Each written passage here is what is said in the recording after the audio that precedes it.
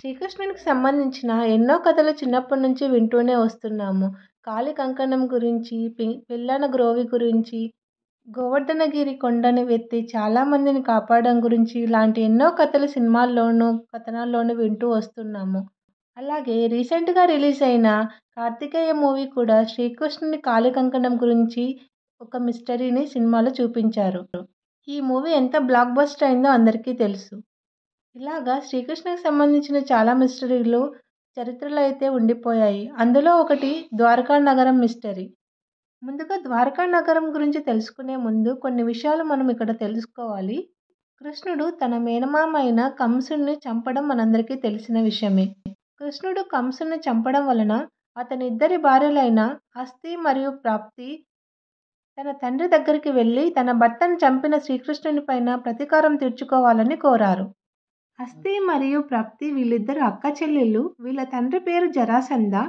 తన ఇద్దరి కూతుర్ల వైధవ్యానికి కారణమైన శ్రీకృష్ణుని పైన పగ పెంచుకొని కృష్ణుని ఎలాగైనా చంపాలని జరాసంధ నిర్ణయించుకుంటాడు. అప్పటి నుంచి నిత్యం జరాసంధ తన పగను తీర్చుకోవడానికి కృష్ణుడు నివసిస్తున్న మధుర నగరం పైన తన సైన్యంతో దండయాత్ర చేస్తుండేవాడు. ఈ యుద్ధాల కారణంగా ఎంతోమంది మధుర నగర ప్రజలు తమ ప్రాణాలను, ఆప్తులను, ఆస్తులను పోగొట్టుకొని అలమటించారు. ఇది గమనించిన శ్రీకృష్ణుడు అన్నిటికంటే ముందు తన ప్రాంతమైన నగర ప్రజలను జరాసంధం నుంచి కాపాడాలని అనుకుంటాడు. ఆ తర్వాత ఎలాగైనా జరాసంధని చంపేయాలని నిర్ణయించుకుంటాడు. తన ప్రజలను కాపాడేందుకు ఓ కొత్త నగరాన్ని సముద్రానికి సమీపంలో ఏర్పాటు చేయాలనుకుంటాడు. అక్కడ అయితేనే తన ప్రజలు సంతోషంగా ఉంటారని భావించి సముద్రుడిని కొంత భూమిని ఇవ్వమని శ్రీకృష్ణుడు ఆదేశిస్తాడు. అప్పుడు సముద్రుడు సంతోషంతో వెంటనే వెనక్కి జరిగి 12 యోజనాల భూభాగాన్ని శ్రీకృష్ణుడి కోసం ఇచ్చాడు. ఆ భూభాగంలోనే ఒక అందమైన నగరాన్ని శ్రీకృష్ణుడు క్షణాల్లో నిర్మించాడు. శ్రీకృష్ణుడు నిర్మించిన ఈ నగరం పేరే ద్వారకా నగరం. ద్వారకా నగరం చాలా పెద్ద నగరం. ఇందులో చాలా లక్షల సంఖ్యలో రాజభవనాలు ఉండేవి. అందులో చాలా భవనాలను వజ్రాలతోనూ, ముత్యాలతోనూ, రత్నాలతోనూ, అలాగే బంగారంతోనూ నిర్మించడం వల్ల అవి ఎంతో అందంగా కనుల విందుగా ఉండేవట. ఈ ద్వారకాను స్వయంగా శ్రీకృష్ణుడే పాలించాడు. ఇంత అద్భుతంగా నిర్మించిన ద్వారకా నగరం ఎందుకు కనిపించకుండా పోయింది? ఎందుకని సముద్రంలో మునిగిపోయింది? ద్వారకాని నాశనం చేసిందెవరు? ఎందుకని నాశనం చేశారు? అసలు ఆ రోజు ఏం జరిగింది? ఇప్పటికీ ద్వారకా నగరం సముద్రం అడుగు భాగాన అలాగే ఉందా? అలాగే శ్రీకృష్ణుడు ఎలా మరణించాడు? ఇలాంటి మరెన్నో ఇంట్రెస్టింగ్ క్వశ్చన్స్కి ఆన్సర్స్ ఈ వీడియోలో తెలుసుకుందాము. ఈ వీడియోని ఎక్కడ స్కిప్ చేయకుండా మొత్తం వీడియోని చూడండి. అప్పుడే మీకు ద్వారకా నగరం మిస్టరీ అంతా అర్థమవుతుంది. ఫ్రెండ్స్, ఎవరైనా కొత్తగా నా ఛానల్ని చూస్తుంటే ఇలాంటి ఇంట్రెస్టింగ్ వీడియోస్ కోసం నా ఛానల్ని సబ్స్క్రైబ్ చేసుకోండి. నెక్స్ట్ వీడియోలోకి వెళ్ళిపోదాం. ద్వారకా నగరం ఎందుకు మునిగిపోయింది, ఎలా మునిగిపోయిందని తెలుసుకునే ముందు అసలు ద్వారకా నగరం ఎంత అందంగా ఉండేదో మొదటగా చూద్దాము. ద్వారకా నగరానికి ఎలాంటి లోపాలు లేకుండా నగరాన్ని 6 భాగాలుగా విభజించి నిర్మించారు. నగరంలో వెడల్పైన రాజమార్గాలు, వాణిజ్య కూడళ్ళు, గుంటలు, గురుకులాలు, రాజభవనాలు, పొడవైన రోడ్డు మార్గాలు, నివాస ప్రదేశాలు, వ్యాపార సముదాయాలు, ఉద్యానవనాలు, కోటలు, ఇలా ప్రజలకు ఏ కష్టం కలగకుండా వాళ్ళకు కావలసిన ప్రతి ఒక్కటి అందుబాటులో ఉండేలాగా, అందంగా ఉండేలాగా ఈ ద్వారకాన్ని అద్భుతంగా శ్రీకృష్ణుడు ఆధ్వర్యంలో నిర్మించడం జరిగింది. అప్పట్లోనే ఎంతో సైంటిఫిక్ పరిజ్ఞానాన్ని ఈ నగరాన్ని నిర్మించడానికి ఉపయోగించారు. ఇక ఈ నగరంలో అప్పట్లో 12 లక్షల మంది జనాభా ఉండేవారు. ఇక ఈ ద్వారకా నగరంలో ఉన్న రాజులు తమ రాజ్య ప్రజలతో సమావేశాలు జరిపేందుకు చాలా పెద్దవైన అందమైన భవనాలు ఉండేవి. ఈ ద్వారకా నగరం భవనాలు అందంగా ఉండటమే కాకుండా అక్కడి ప్రకృతి చాలా అందంగా, ఆహ్లాదంగా ఉండేది. అందుకే ఈ ద్వారకా నగరాన్ని భూలోక స్వర్గంగా పిలిచేవారట. సముద్ర ఒడిలో ద్వారకా నగరం ఒక అందమైన నగర తీరంగా ఉండేది. ఇక ద్వారకాలో తన ప్రజలు సంతోషంగా నివసిస్తున్నప్పుడే జరాసంధ నుంచి ఎటువంటి ప్రాబ్లం రాకుండా ద్వారకా ప్రజలు సంతోషంగా ఉండడానికి శ్రీకృష్ణ భగవానుడు భీముని సహాయంతో జరాసంధని అంతం చేయించేస్తాడు. అయినా కూడా శత్రు పరంపర అనేది శ్రీకృష్ణునికి వెంటాడుతూనే వచ్చింది. ఆ తర్వాత శ్రీకృష్ణుడి మేనత్త కొడుకైన శిశుపాలుడు శ్రీకృష్ణుడి పైన పగతో ద్వారకా పైన దండేస్తాడు. దాంతో అతనిని కూడా శ్రీకృష్ణుడు సంహరిస్తాడు. దాని తర్వాత శిశుపాలుడి సోదరుడైన శల్యుడు ద్వారకాన్ని నాశనం చేసేందుకు శ్రీకృష్ణుని చంపేందుకు ప్రయత్నిస్తాడు. కానీ శ్రీకృష్ణుడు శల్యుని కూడా ఓడించి సంహరించడం జరుగుతుంది. ఇక మొత్తానికి ద్వారకాకి శ్రీకృష్ణునికి శత్రుపీడ అయితే పోయిందనుకునే టైంలో ఒక పెద్ద ఆపద అయితే వచ్చింది. ఈసారి ద్వారకాను ఒక శాపం అనేది చుట్టుముట్టింది. ఆ శాపం మరెవరిదో కాదు, ధృతరాష్ట్ర మహారాజు సతీమణి అయిన 100 మంది కౌరవులకు తల్లి అయిన గాంధారీదేవిది. ఈమె శ్రీకృష్ణుణ్ణి శపించడం వెనుక ఒక పెద్ద కారణం అయితే దాగి ఉంది. అన్నదమ్ములైన పాండవులకు కౌరవులకు మధ్య హస్తినాపురం సింహాసనం మేరకు ఒక పెద్ద కురుక్షేత్ర యుద్ధం అయితే జరిగింది. ఈ కురుక్షేత్ర యుద్ధంలో పాండవులు గెలవడం జరిగింది. అంతేకాకుండా 100 మంది కౌరవుల్లో ఒక దుర్యోధనుడు తప్ప 99 కౌరవులు చనిపోవడం కూడా జరిగింది. ఈ కురుక్షేత్ర యుద్ధంలో శ్రీకృష్ణుడు ఇద్దరి మధ్య తటస్థంగానే ఉన్నారు. ఎందుకంటే తను ఒక బావగా వాళ్లకు సమానంగానే తన సాయం అయితే చేశాడు. అలాగే ఆ యుద్ధ సమయంలో యుద్ధం మొదలుపెట్టే ముందు నేను కావాలా, నా యాదవ్ సైన్యం కావాలా అని రెండిట్లో ఎవరు కావాలని శ్రీకృష్ణుడు పాండవులను కౌరవులను అడిగినప్పుడు పాండవులు శ్రీకృష్ణుడు కావాలని కోరారంట. కౌరవులు శ్రీకృష్ణుని యాదవ్ సైన్యాన్ని కోరుకున్నాడు. దాంతో శ్రీకృష్ణుడు పాండవుల వైపే ఉండాల్సి వచ్చింది. అలా శ్రీకృష్ణుడు పాండవుల వైపు ఉన్నప్పటికీ కూడా కేవలం అర్జుని రథాన్ని నడిపించాడు తప్ప కౌరవులతో యుద్ధానికి దిగలేదు. కానీ ఏది ఏమైనప్పటికీ 18 రోజుల భీకర పోరాటం తర్వాత ఈ యుద్ధంలో పాండవులు గెలవడం జరిగింది. ఈ యుద్ధంలో కౌరవులు ఓడిపోగా యుద్ధం ముగిసేసరికి 100 మంది కౌరవుల్లో దుర్యోధనుడు తప్ప అందరూ చనిపోయారు. దాంతో యుద్ధంలో 100 మందిలో తన 99 బిడ్డలను కోల్పోయిన కౌరవుల తల్లి గాంధారీదేవి చాలా దుఃఖంతో మునిగిపోయింది. అది గ్రహించి శ్రీకృష్ణుడు గాంధారీదేవిని పరామర్శించడానికి ఆ భవనానికి వెళ్ళాడు.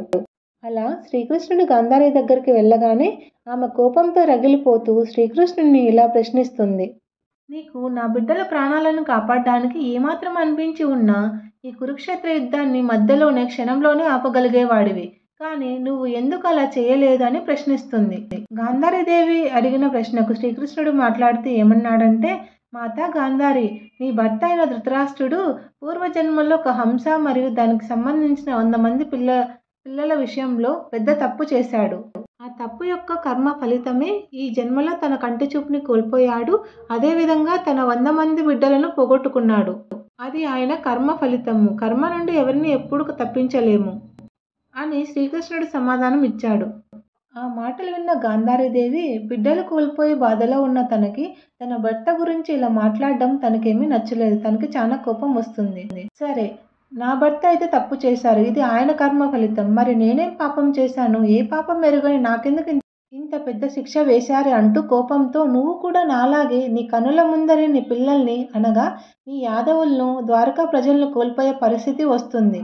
యాదవ జాతి మొత్తం నీతోనే అంతమైపోతుంది అంటూ గాంధారీదేవి శ్రీకృష్ణుని శపిస్తుంది.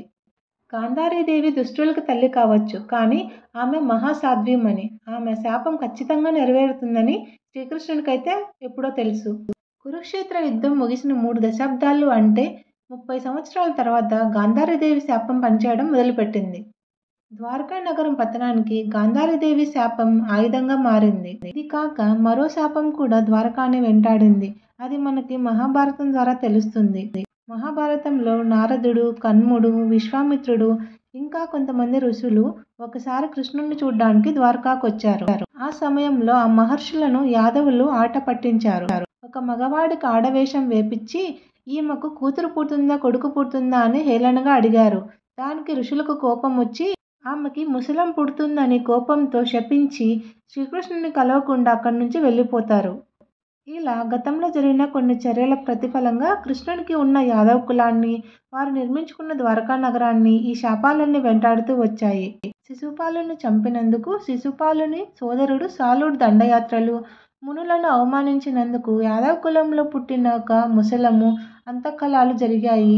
దానితో పాటు గాంధారీదేవి శాపం కూడా ద్వారకా నగరం నాశనానికి అర్జం పోసింది. దాంతో యాదవులంతా పదవుల కోసం వారిలో వారు గొడవ పడుతూ చంపుకునేదాకా వెళ్ళిపోయారు. మెల్లగా ద్వారకాలో మారణదండ అయితే మొదలయ్యింది. తన కళ్ళ ముందే ఇంత పెద్ద విపరీతాలు జరుగుతున్నా కూడా శ్రీకృష్ణుడు ఏం చేయలేకపోయాడు.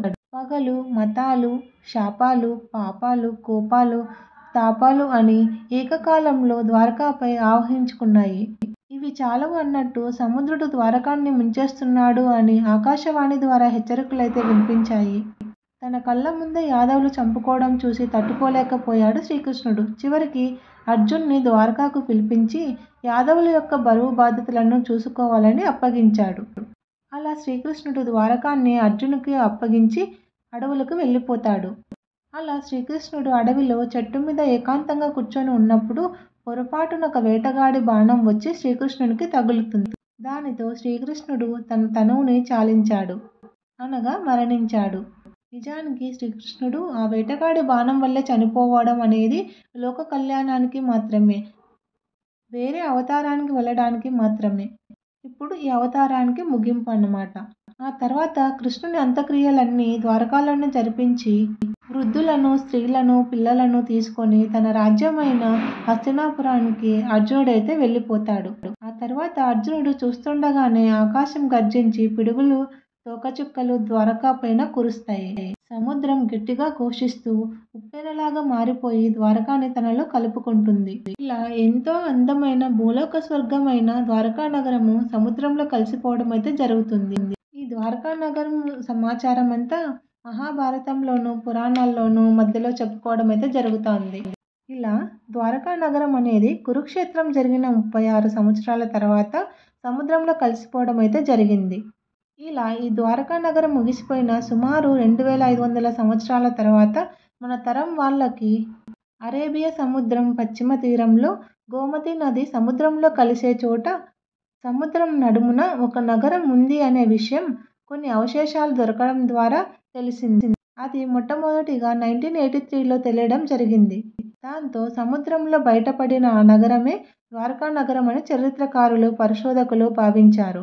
ఎందుకంటే దానికి సంబంధించిన గుజరాత్లోని బామ్ నగరం అనే సముద్రంలో అనేక ఆనవాళ్లు లభించాయి. అరేబియా సముద్రంలో కనిపించిన ద్వారక, పురాణాల్లో కనిపించిన ద్వారకా నగరం ఒకేలాగా ఉన్నాయి. హిందువులు పరమ పవిత్రంగా పూజించే ద్వారకా నగరం సముద్రంలో బయటపడిందని తెలియగానే యావత్ ప్రపంచమంతా హిందువులు పట్టలేని సంతోషంలో మునిగిపోయారు. ద్వారకా నగరం క్రీస్తుపూర్వం 1443లోనే సముద్రంలో మునిగిపోయినట్టు చరిత్రకారులు చెప్తున్నారు.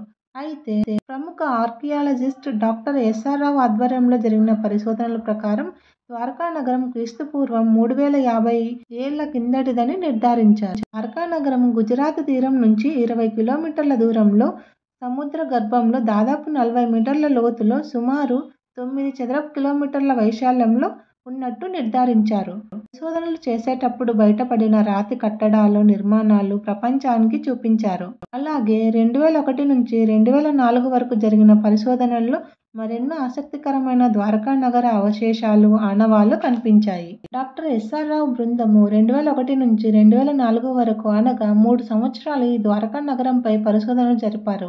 2001లో సముద్ర జలాల్లో మునిగి ఉన్న కొన్ని ఖనిజ కళాఖండాలను వీరు వెలుగులోకి తీసుకువచ్చారు. అలా లభించిన అవశేషాలను పరిశోధనలకు పెద్ద యూనివర్సిటీస్ అనగా యూకేలోని ఆక్స్ఫర్డ్, జర్మనీలోని హానోవర్ అనే కొన్ని భారతీయ విద్యా సంస్థలకు పంపించారు. ఇలా మహోన్నత నగరము సముద్రంలో నేటికి చెక్కు చెదరకుండా దర్శనమిస్తుంది. భారత జాతి ఉన్నతిని లోకానికి చూపుతుంది. దీనితోనే మనకు అర్థమవుతుంది మహాభారతం అనేది లిఖిత కావ్యం కాదు, అది చారిత్రక గ్రంథం అని నిరూపించడానికి బయటపడుతున్న ఇలాంటి అవశేషాలు, ఆనవాళ్లు ద్వారకాకి సాక్షులుగా నిలుస్తున్నాయి.